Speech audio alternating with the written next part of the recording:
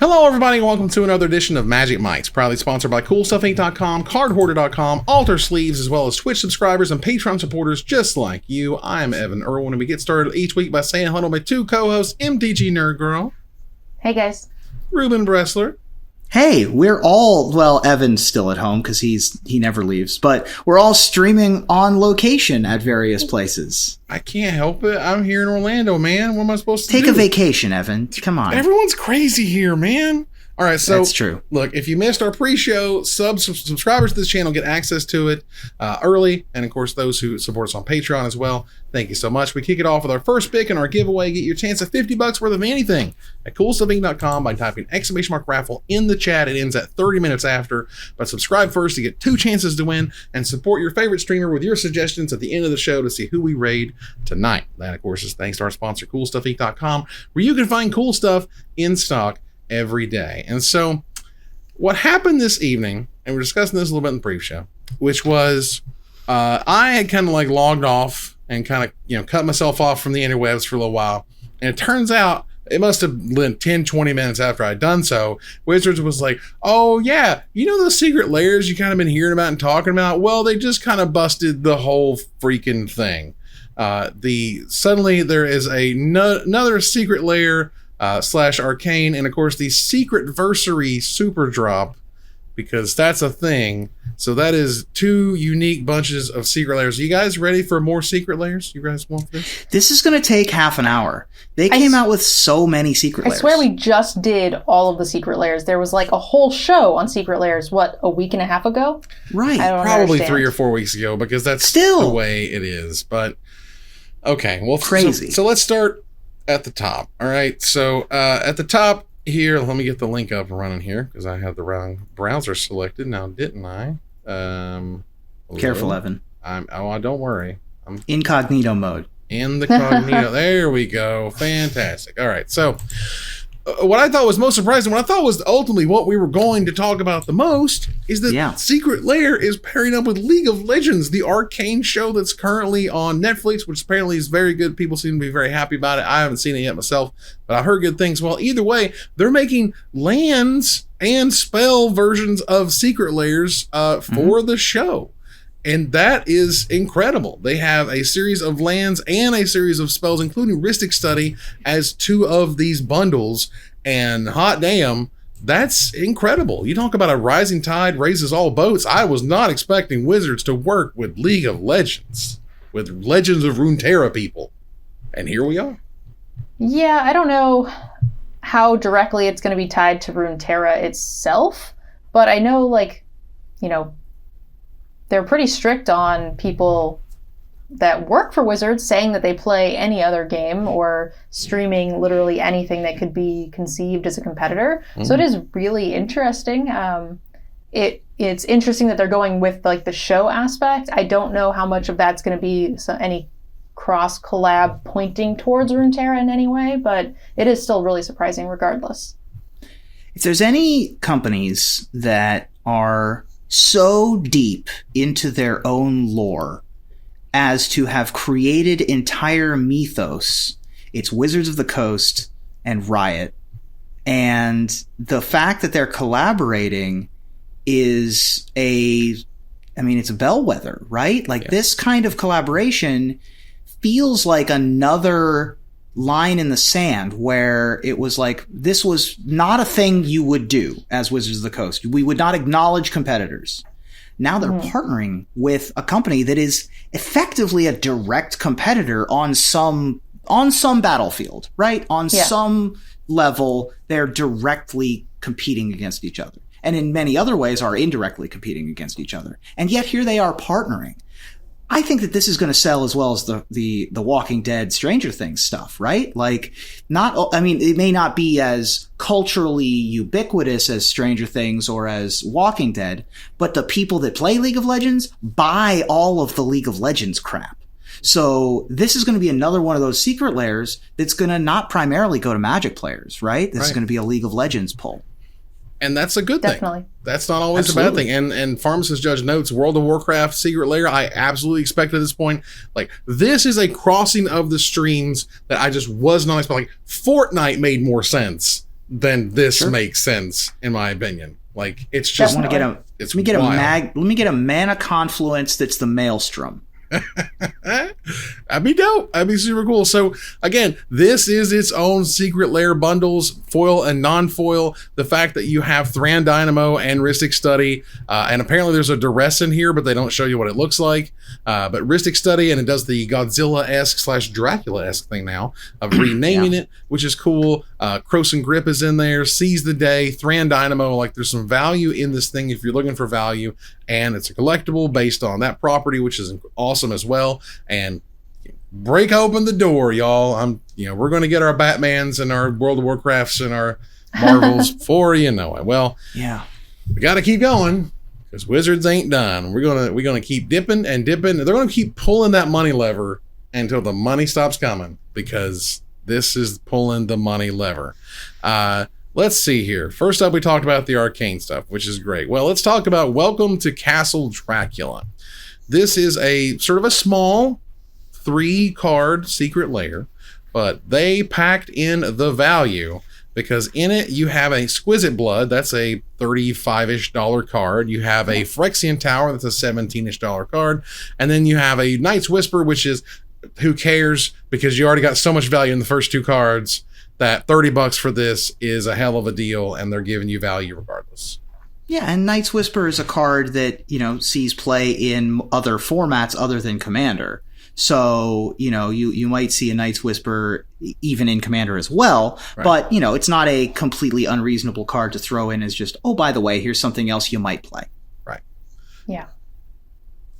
But yeah, that Exquisite Blood's the headliner. I mean, Phyrexian Tower's a good one. Phyrexian Tower, I don't know why it's not on the reserve list, honestly. Did they just not put lands on the reserve? They didn't put Cradles. They didn't put every rare list. on the reserve list. That's so weird. They picked and chose, as it were. Well, whatever. Anyway, Phyrexian Tower is a great one. I mean, that's a tough land to find, and that Exquisite Blood's the headliner. I mean, we've been talking about them needing to reprint Exquisite Blood since they printed Exquisite Blood. So, yeah, fantastic. They So also, go ahead. They just seem like great cards for a Dracula theme. yeah, that too. Yeah, I mean, Dracula's Tomb as Phyrexian Tower. That's pretty dope. Like, Yeah, the flavoring and the translation into the Dracula theming is really well done. Yeah, exactly. So very cool stuff. And again, that's available in foil and non-foil. Now, one I would argue could be the best value in terms of dollars spent to what you get out of it one day soon, or one day in the future, are the Dracula lands. Now, these are basic lands. These were already spoiled prematurely via Arena. I feel like we're going to go through this like every set release as we get to find the secret lair lands first. They kind of do that, but whatever. Mm-hmm. So we got to see these lands first, and these are basic lands with Dracula on them, which is fine and all, but this to me is just like the Godzilla lands, just like the Eldraine Wonderland. This is the lands to get, and we're going to get to the other lands in a minute. I'm saying these in particular, I think, are the best bang for your buck. If you're looking to put this, throw it in the closet, and sell it because you need to pay off a bill one day or something, this is the package I would suggest. Okay. So, yeah.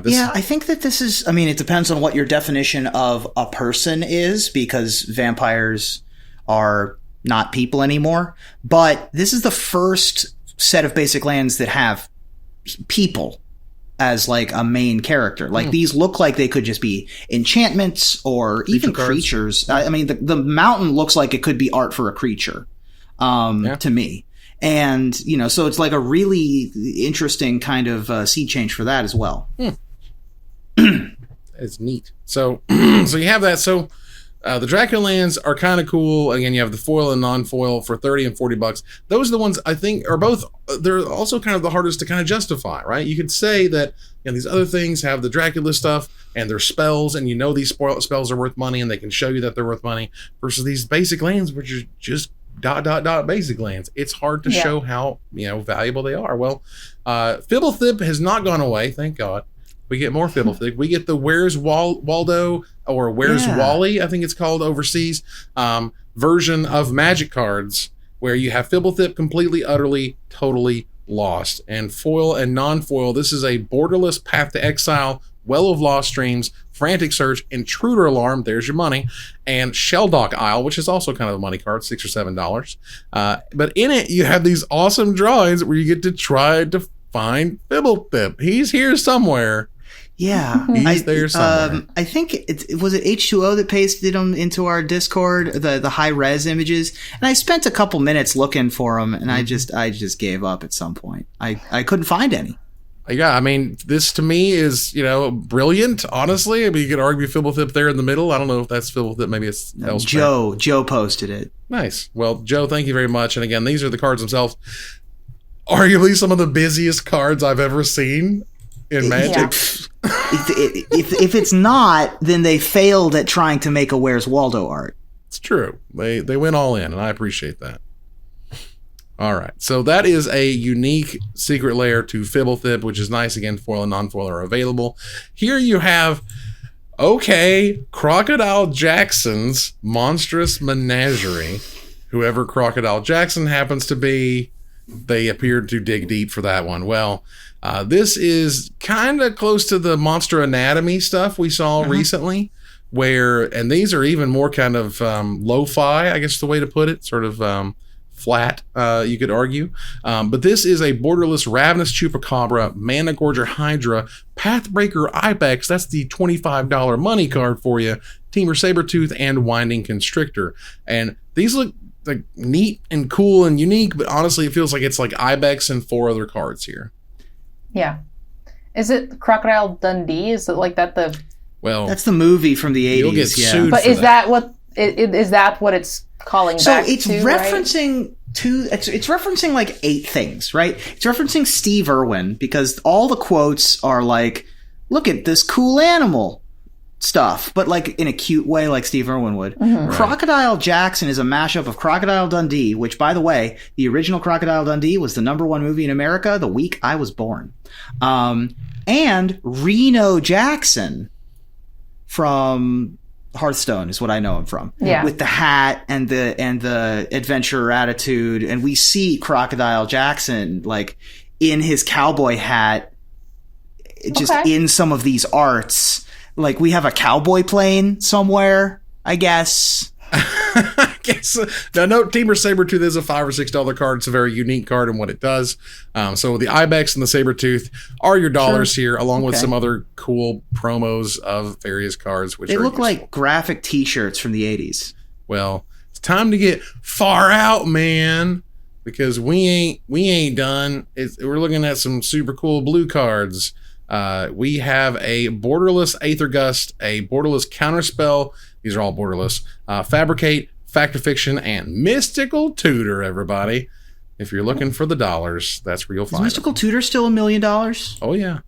Okay. Still $1 million. They've only reprinted it a couple times, and this is one of those where they're able to, bring out a big gun to get you to buy it.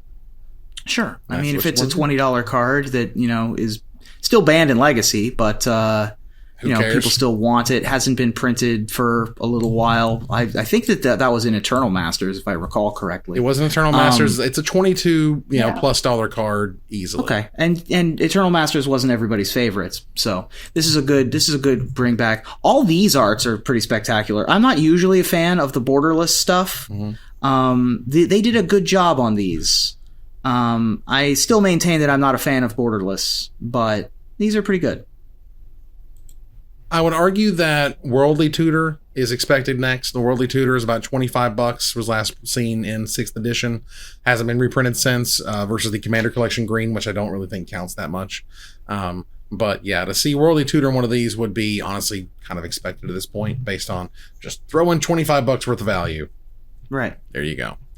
All right. And so here we have...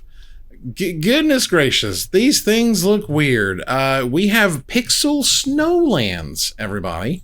I think these are weird enough and unique enough that they'll find enough people who love them and buy them that they won't be as rare or as scarce as the Dracula lands that we talked about. You can see them here on the screen. I'm basically like I was all down, but those borders and that font are a lot. And I think they just kind of make them look a little too odd for me to really get excited about. But as we've seen in the chat, there are already plenty of people who are like all in about it. Ruben, this Man, living your life here. I was so ready to red zone you, and then you pulled it back because you were anti these so hard, and then you flip flop. I softened a little bit because you saw the court of public opinion was gonna ransack you, and I get it. But I love these. I mean, I agree that the borders are kitschy. Like, we're already in pretty kitschy territory with the pixels, right? And I like that we get options. I mean, three options. They remind me of the solitaire backs from old MS DOS, like solitaire, sure. Or hearts. Yeah, playing on my grandma's computer, and I think that these are cool, and they're Snowlands, which I think is also important here. That is kind of because Snowlands don't always show up. Like a lot of the, we talk about, the basic lands. How many basic lands can we possibly have? Well, these are Snowlands. There's way fewer of these in circulation. Mm. Yeah, this is the type of stuff that, again, I think the art is neat and cool and unique. It was the border, it was the font, and it was the three little windows with like the X and all that other stuff. It just felt like it came out a little too much. We'll describe it as anachronistic. It's a little much for me. But again, they're making 3 different versions. You're getting the regular, you're getting the foil, and you get the foil etched version if you want. The latter two of those being $40, the non-foil being $30. Okay. I don't think I want a foil etched snow basic.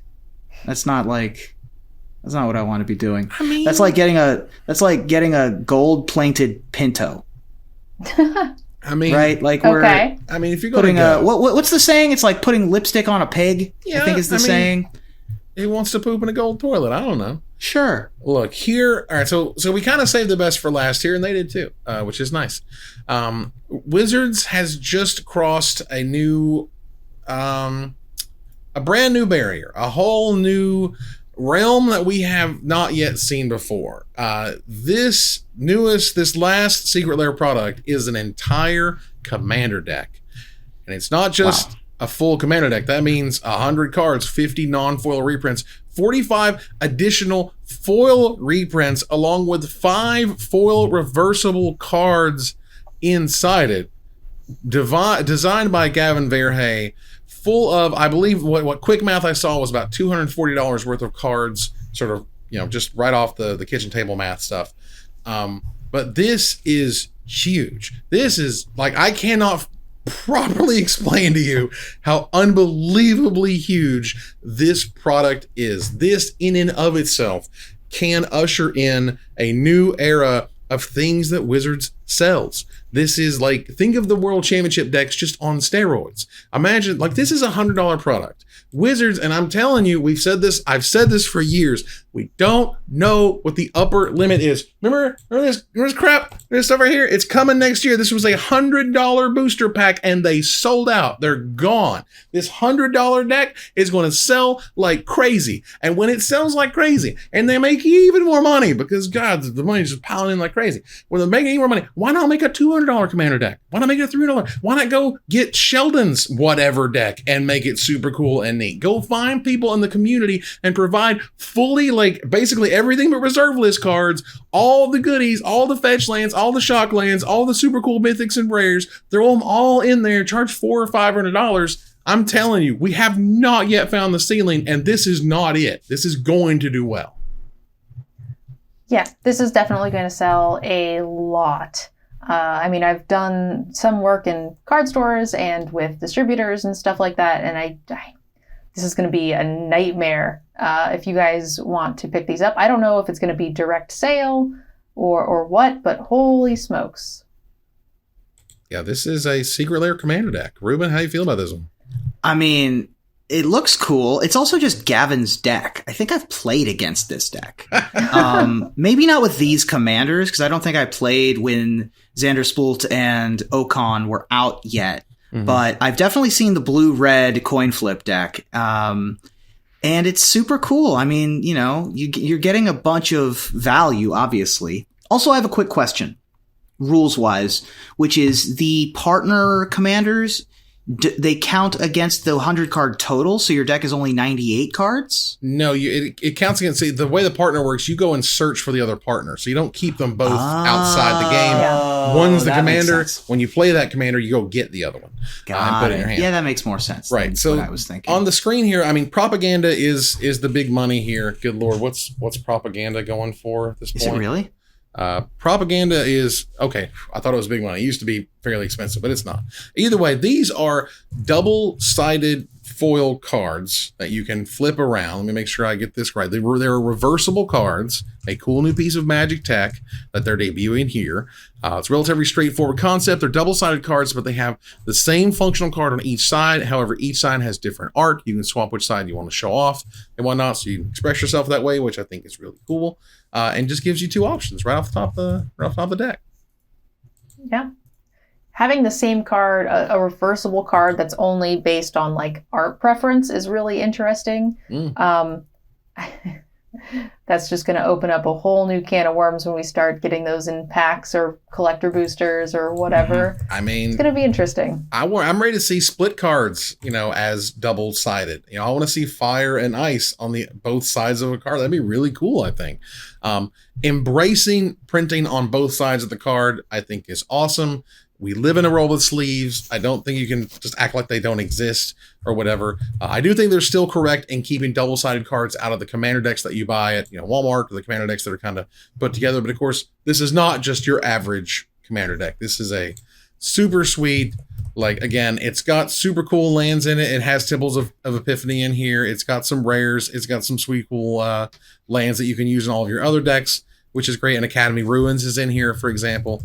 So there's some dollars in here, which is great. And again, this is, it's going to do great. And when it does great, we're going to see another one. And I'm excited to see the $200 version. I'm excited to see the $300 version.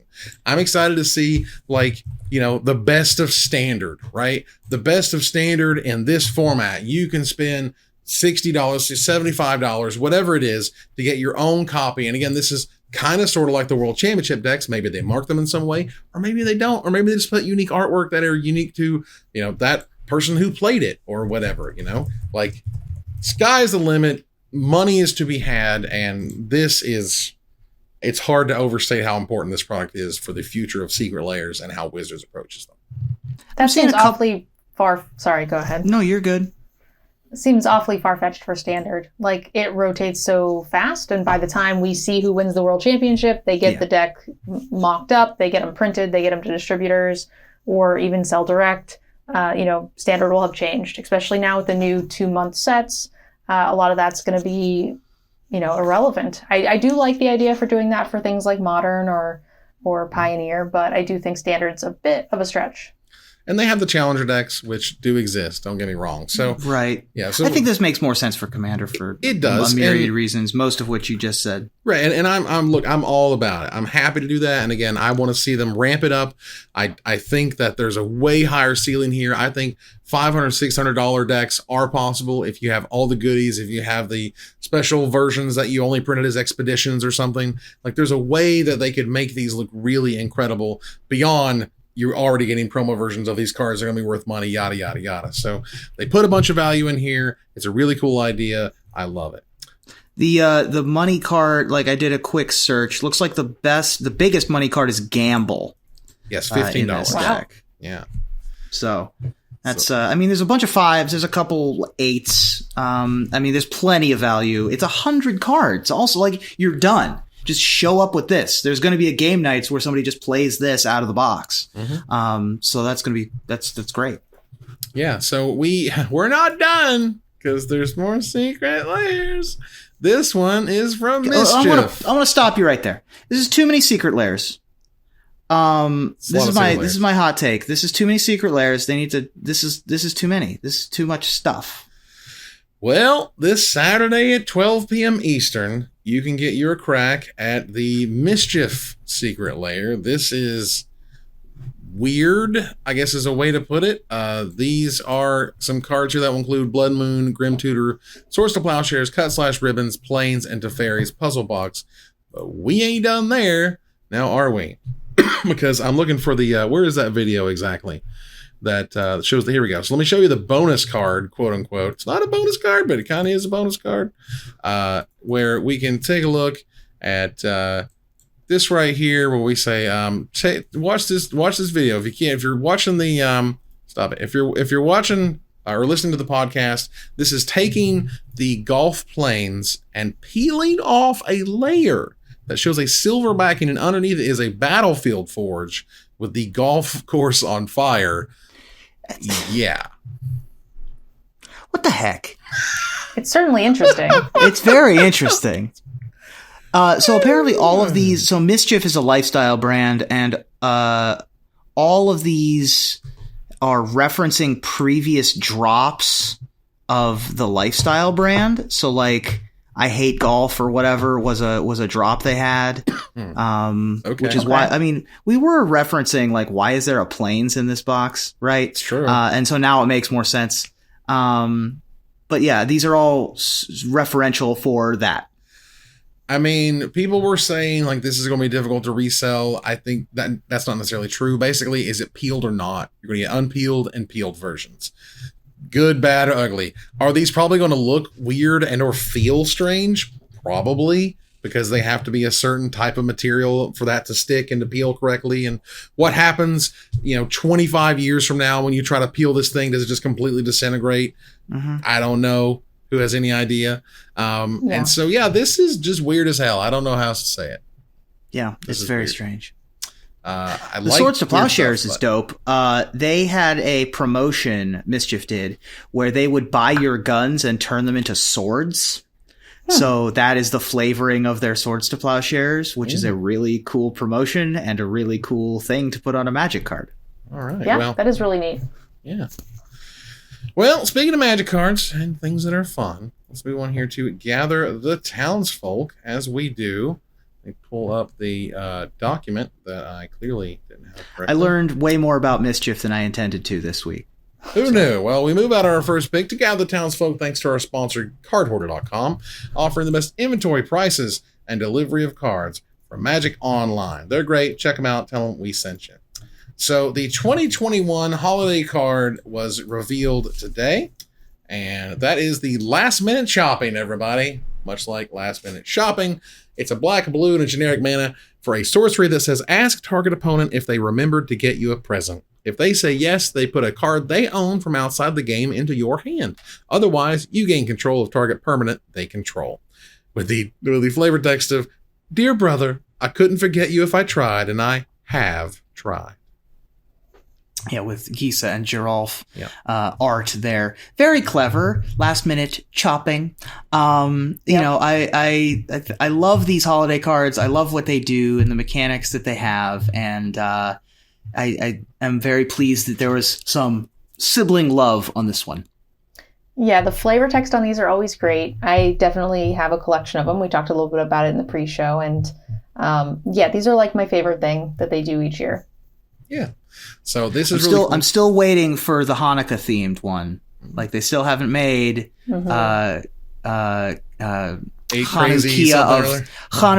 Thanos yet. Like 8 crazy counters, would that be fun? 8 crazy, yeah, sure. Okay, hold on. What would this be? At the beginning of each upkeep, add a thing, and once you add the 8th one, something crazy once you happens. get to 8, it was only supposed to last for 1 upkeep.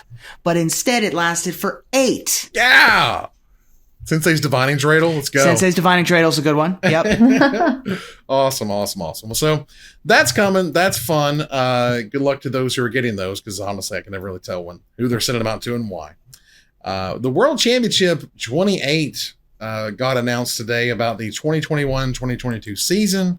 There's a lot of details. If you want to dig in, you go to magic.gg to check it out.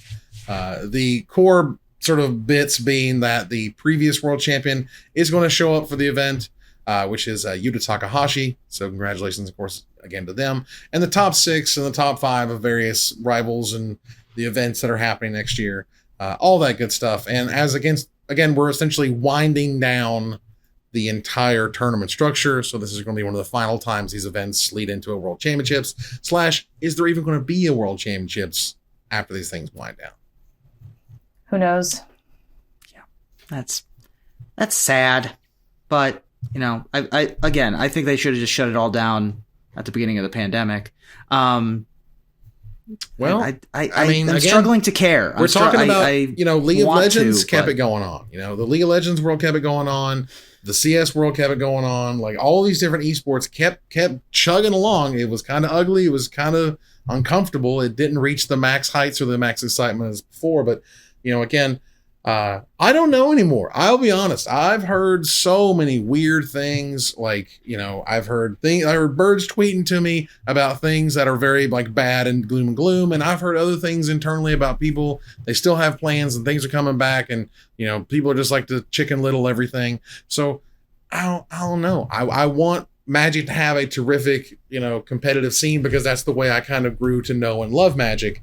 But at the same time, when I see a product like the Secret Lair Commander, I go, oh man, a Secret Lair competitive deck, when I think that's just the opposite of the way it needs to go at this point, which is more Secret Lair casual things, which will sell far, far better than those who are, I agree, who are trying to eke out those last few percentage points and really care about what a sideboard is and what the optimal sideboarding strategy is in the first place. All right. So I did a brief skim of this.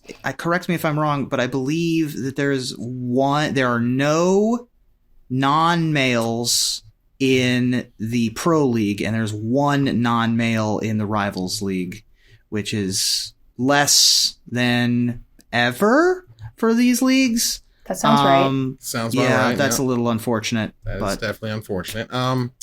Moving on here, it does appear that through bank error or something, each Crimson Vow collector booster box has 2 box topper cards in it, not just one. And that, as I understand it, and feel free to correct me, Chad, if I'm wrong on this, there's one box topper in regular draft boosters, and there was thinking there was going to be 1 in collectors, but it looks like there's 2 in collectors and 1 in draft. Probably bank error. Sure, and that's how you get the Dracula promos. So high five to that. More Dracula. The hot link image is wedding ring. So when I saw that you were getting 2, I was like, that's got to be on purpose. But it turns out that's an entirely different thing. Yeah. So yeah, it definitely just seems like collation error, bank error in players' favor. Yeah, I'll take it. I mean, we're like what we've started to see here over the past, I don't know, probably 6 to 8 months, honestly, is I feel like we're starting to see a lot more errors. And these aren't huge, gross, disgusting errors. It's just little things. The names are getting missed. Some of the preview images haven't been seen out correctly. Some of these little things have been sort of happened. Some products have got the planes on the Battlefield Forge right. They got the planes on the Battlefield Forge right. So that's good. But overall, the thing I have a commander deck over here that has the wrong name in the rules text and the top of the card itself. So. These are the types of things I feel are sort of straining Wizards as COVID hit them over the past year or so. It's not just COVID. Like, they've ramped up production of all of these products. Yeah. And we know how siloed Wizards is, right? Between like R&D and production and distribution and everything like that. So we are strained. Like, this show, our job is to just mention the things that they are producing. Can you imagine how quickly these things are going across someone's desk? Like, the person who checks off the secret layers or whatever, and then gives it to the creator to, show off or whatever. They literally are getting a pile of things every day at this point. I can't imagine needing to then distribute it or create the promotional background for it. So I think we're just going to start seeing more and more errors as we go. Yeah. I mean, Willy Wonka only had like 12 types of candy, and there was workplace deaths all the time. So just think how crazy it is at Wizards of the Coast. But there were also wonderful songs, and that's important. Sure, and you can't prove that there aren't also wonderful songs at Wizards of the Coast for when there are inevitable workplace deaths. When a dragon eats someone. Right. All right, well, speaking of eating things and things have been destroyed, it appears that PucaTrade is finally going away. I'll add that to the Mixies. Yeah, go ahead there to in memoriam here. It's shutting down on December 15th, 2021. So didn't we already know that though? They effectively shut down a long time ago. Right. They did this weird like limping into obscurity, I guess the way to put it. So ultimately, PucaTrade, if for those who don't know what we're talking about, PucaTrade came out many years ago, and the idea was that you would get these Puca points when you would trade items, amongst themselves, and you could get both, a card and Puca points if you traded someone something valuable, and you could use those Puca points to kind of cash in on other cards. And there for a minute, for like we're talking like maybe a good 6 months, it was kind of the place to be. And a lot of people had a really good time with it, and they had fun with it, and they were able to get a bunch of cards they wanted and get a lot of value out of stuff that they just had sitting around in their binders. And a lot of that stuff was really sweet. But over time, there was sort of Puca point inflation. They kept doing things like giving you bonuses for being a part of their like monthly subscription, something or other. And if you bought a bunch of Puca points, you can get a bunch extra. And again, they just kind of kept, inflating and overinflating the market until people were giving like bonuses of like twice as much points just to give them their cards versus, trading anybody else. So those things kind of spiraled out of control to the point where I think they tried to sort of like do up like a hard reset. That was one of the things we talked about years ago, wasn't it? Where they were like, wait a minute, this is too crazy. We're going to cut this off and no more, extra points and no more whatevers. And then I don't know. It just failed. Yeah. There's not a lot there. Seems tough. I heard the nail in the coffin was like some sign up bonus for like 34 free Puca points or something. And that just wrecked everything. Yeah, the site is no longer generating enough revenue to pay its Amazon bill, as they note, and the subscriptions have been canceled, and all the members have been given access to all the things, so they can export their collections if they want to. Yeah, this is one of those things that, like, I feel like, there's a lot of good intentions, a lot of good sort of marketing ideas to get people on the site, actually turned into the death of the site. So, well, that'll happen. That is unfortunate. Not everything lives forever. Yeah. Don't have time to cover, I think, every last little thing here. I do want to point out these Ultimate Guard dry erase cards. These are originally what you describe, I think, these days as Infinitokens. Is that right? Yep. That's the sort of the brand that we're used to. These are, again, dry erase tokens. You can write whatever you want on them. This is Good Artists Borrow and whatnot, where Ultimate Guard saw a good idea and jumped on it. I don't blame them for it. This is their dry erase cards. Like, it's not rocket science. Yeah. And also very I'm loud. a little sad. Like, that's a mom and pop type company that's pretty nice in the community, does like some charity stuff. And if this blows up and puts them out of business, I'd be pretty sad. Yeah, I agree. Right. I think that, hey, we got a raid. Nice. Anna Amped. Thank you for the raid. Yeah. I mean, it would be sad, but I also think that this will drive more knowledge of that company, right? Well, it's a few things here. One, I think the Infinitokens people are probably okay. One, if they weren't as successful as they are, Ultimate Guard wouldn't have bothered. Like, this isn't, something they choose to clone because it sucks. I think they're cloning because it's a good idea.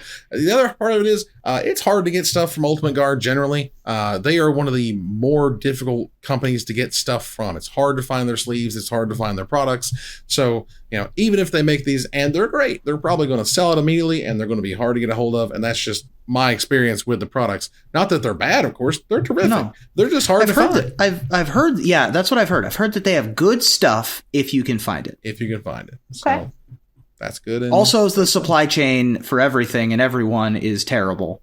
Magic the Gathering cards, as we just discussed, chief among them. So, we'll see. Well, you want to talk about supply chain and things that impact it. We're going to move on here to Desperate Ravings. Check out our altar sleeve. Support the show by using the code MagicMikes at checkout for 5% off anything in the store, including an exclusive sleeve featuring the Magic Mikes crew at altersleeves.com/MagicMikes. Check them out. Tell them we said hello. Let's move on here to Desperate Ravings. Now, double feature. Wizards explained, I guess it was a month or two ago at this point, where double feature was coming. It was going to be a unique draft experience. So if there's anyone who is equipped to discuss unique draft experiences, Nerd Girl, tell me how you feel about this double feature thing before I kind of get into my meat and potatoes of issues with it. Oh boy, this will be a good rant. I'm excited about it. But I think double feature is a really good idea. They've really dropped the ball. It looks like we could just open some packs, shuffle them together, and then make a drafting cube out of it and it would be the exact same thing. I'm hoping that, I think we talked about it in the pre-show before, that you could just get 2 evolving wilds. I'm hoping they kind of slim that down and like take out the duplicates, but we don't really know if that's going to be the case. It looks like they put some new art, but they did it very lazily, like just kind of bare minimum work, turned everything to like grayscale and then didn't actually touch anything up. So that's pretty disappointing. And it's going to be expensive. I don't think that I would have no problem with this product if it was like a flashback thing a year and a half, 2 years after the set's release. But literally they just sold us this product and they're just giving us an inferior version of it 2 weeks later. And it really doesn't make a ton of sense. And we're basically paying top dollar for poorly grayscaled cards. Yeah, what you have here is a product that I felt like, this is, I have feelings, all right, I get it. But my feeling and the way they showed this product off, the way they described it as showcasing horror and horror movie monsters or something or other in Magic, the way they described it, starring Midnight Hunt and Crimson Vow, was not that it was literally both of the sets in grayscale in the same set. Are you serious? Yeah, there's 10 less cards because those are the basic lands. It's the only thing they included. You have here a page where it talks about literally this is a champion for collating stuff. This is where they were able to say, look, we're able to take stuff from column A and column B and put them together the right way. You're going to get 4 Midnight Hunt commons and 4 Crimson Vow commons and 2 Midnight Hunt commons and 2 Crimson Vow commons. And hey, a rare from each of the other sets. That's 2 rares a pack. Okay. And a silver screen foil card, which they have a Tauren's Fist of the Angels here that has some kind of treatment on it. I'm sure it's very shiny, and maybe it kind of helps you detract from the fact that it looks like they literally just exported in grayscale and Photoshop for all of these images, because that appears to be what it has happened. People have done exports in grayscale and seen what it looks like, and it looks to be pretty dang close to what these are looking like. Now, there's a few issues with this, all right? Beyond the fact that I was expecting a little something different, these have their same set symbols. These have their original set symbols. As someone who works for people who sell cards, this is really annoying. You have a different set name in the bottom left, but you don't have it in set symbol. The film reel was right there, but whatever, you could literally have had anything. But at the end of the day, you have to say to yourself, there's going to be a preview event with Endless Ranks of the Dead. That's a card that's not in either of those sets, right? It is in the commander decks or the sets. I give you that. But it's a card that harkens back to the old school Innistrad stuff.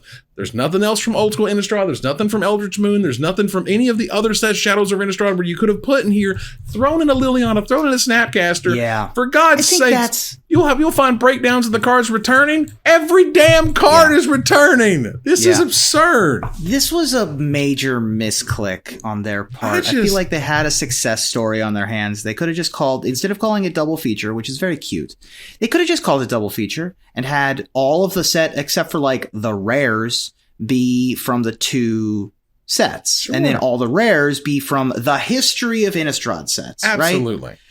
Right? We could have called this Monster Mash and gotten a lot of extra promos in here. Right. But we missed an opportunity to get new copies of, Cavern of Souls, Machias the Unhallowed, Parallel Lives, Balefire Dragon. I'm trying to think of other expensive cards. There's plenty they could have chose from.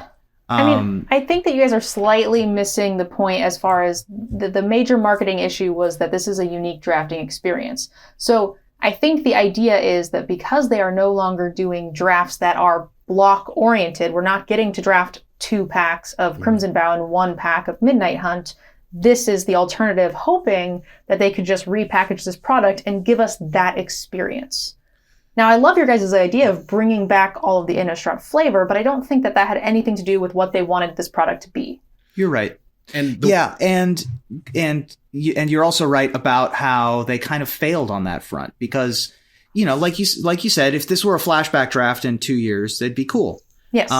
But they're just selling us the same thing we bought a month ago. Right.